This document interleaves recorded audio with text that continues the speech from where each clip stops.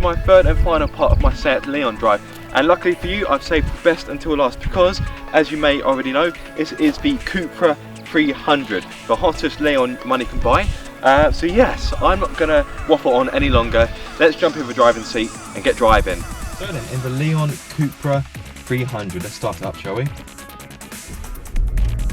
Oh,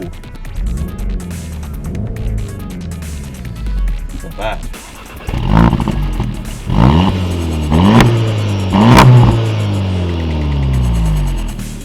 Right, open road, let's give it some beans. Oh, that wheel spin. Wheel spin in second. Whoa! That is crazy fast. Oh, fast. So this is definitely sportier than the FR. Under the bonnet, you've got a 2-litre turbocharged petrol unit which produces 300 PS, which is 296 horsepower.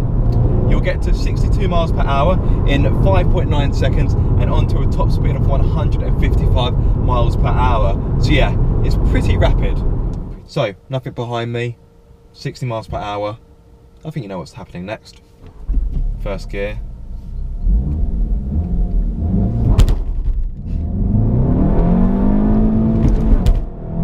Not the best gear change, but that's 60.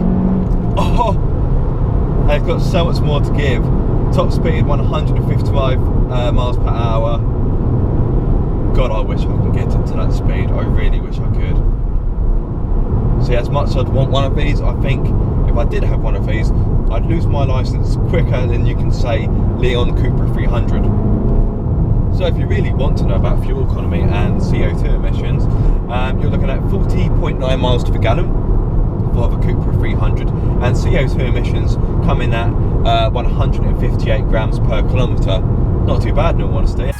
And not only is it pretty rapid, but thanks to that 296 brake horsepower engine, it's also the most powerful road car that Seat has made to date.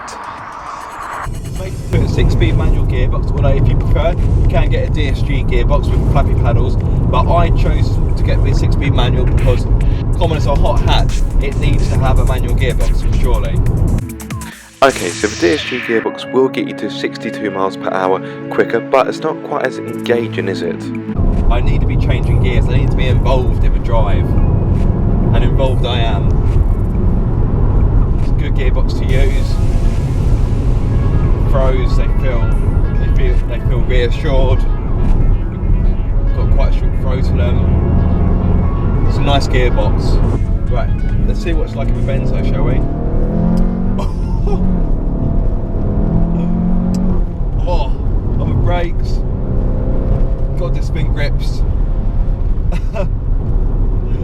I must admit, I'm taking liberties with it somewhat, trying to catch it out. But so far, it grips well. No understeer just yet, but obviously this is a front-wheel drive car, so there is likely to be some understeer at some point.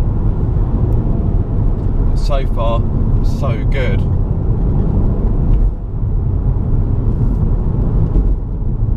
Oh man, this car's fun. This car's fun.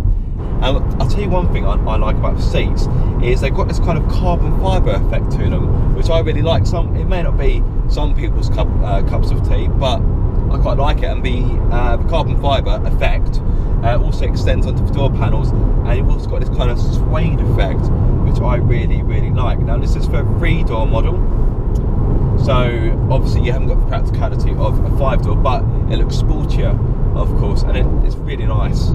I must say, it's a nice place to be. Like the FR, you've got gloss black trim in here, but one thing this has that the Cupra doesn't, sorry, that the FR doesn't, I should say, is this button down here. So it's a race flag, it's a Cupra icon, press it and you get different driving modes. So you've got comfort, boring, you've got sport, which obviously makes things a little bit firmer, a little bit more exciting, but you've also got Cupra. Oh, it's turned off, I took too long. But you've also got Cupra, which makes things even nicer. So I think that's the mode I'm going to leave it in, because why wouldn't you? And it makes a nice noise, doesn't it? It makes a nice grumble. Yes, it does sound rather meaty. That's That's safe to say. The only slight niggle I have is that I wish that when you push the Cupra button and put it into Cupra, I just wish it was more of an occasion. I don't know, maybe the dials light up a different colour or something. I'm not expecting a fanfare, I'm not expecting a... Although that would be quite amazing, but... So I've got it in comfort at the moment. Put it into Cupra. Nothing really changes. Okay, you get like a little race icon on here. You get like a curb of the racetrack come up, like an apex. But I don't know. It should be more of an occasion. It should be you push Cupra mode, beast mode initiated. But I don't know. It's just I don't know.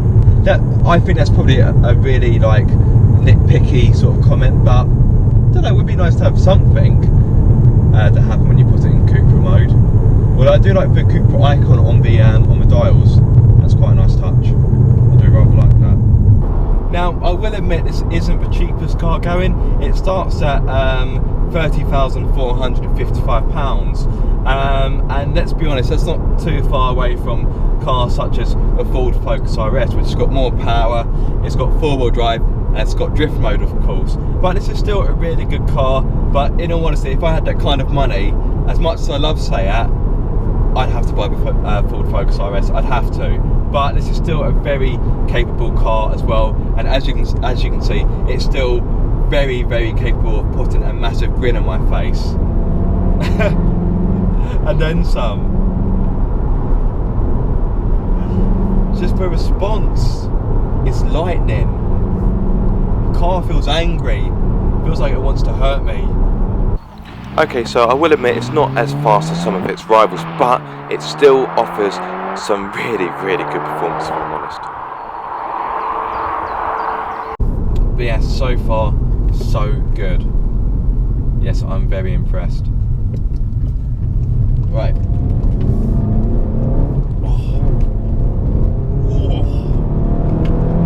Cool, that's gripping on with dear life. The traction control lights coming on. Yeah. Pushing it hard. His bucket seats are very lovely, they're very comfortable, and because they've got this kind of suede effect on the middle part, they're quite grippy as well. So when you're throwing the car about, you're not getting thrown about inside. So even if I do that, I'm still staying in place. I do really like these seats. They actually feel similar to the seats of a Kia Proceed GT that I'm currently testing. Although I must admit, in the Kia, the driving position feels a little bit lower. The driving position in here is absolutely fine, but I don't know. I just think in the Kia, it feels like I'm sat lower down. But this is still a pretty good place to be. Let me tell you that. Let me tell you that.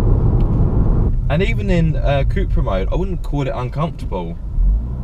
Of course the ride is firm, but you'd expect that, and in all honesty, I'd be quite surprised and kind of disappointed if the ride wasn't firm, but it's actually quite compliant. When you want to drive it normally, if you don't want to be an absolute hoonigan, it's not too bad. Just driving about, it's okay. But then if your foot just happens to slip, it happens. Oh, look what's happened.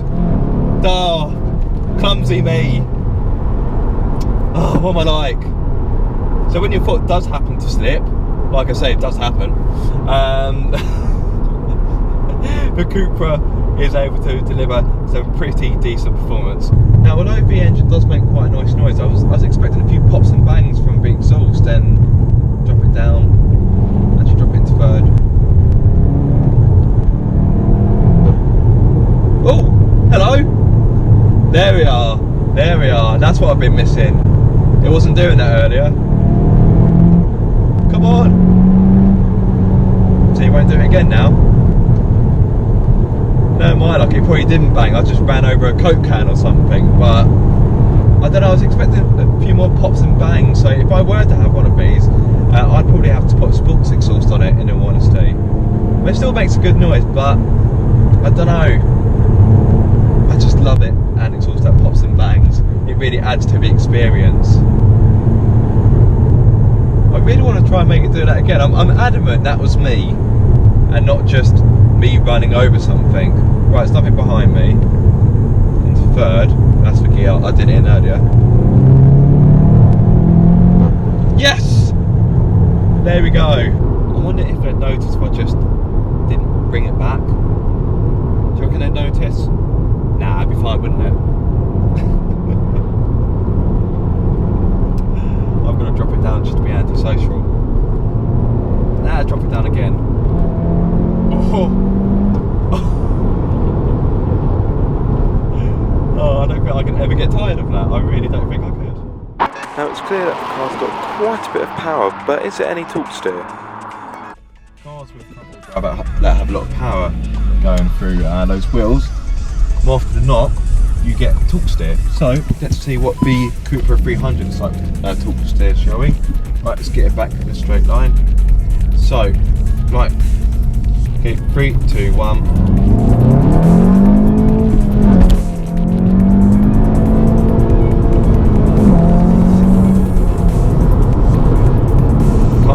Any torque steer whatsoever. That's pretty impressive. Well, no, I must admit, I do like a little bit of torque steer. I like it when the car's fighting back.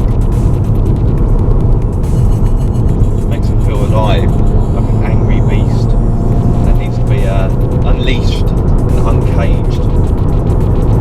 And this handles really well. Koona's well, it's got a good amount of grip.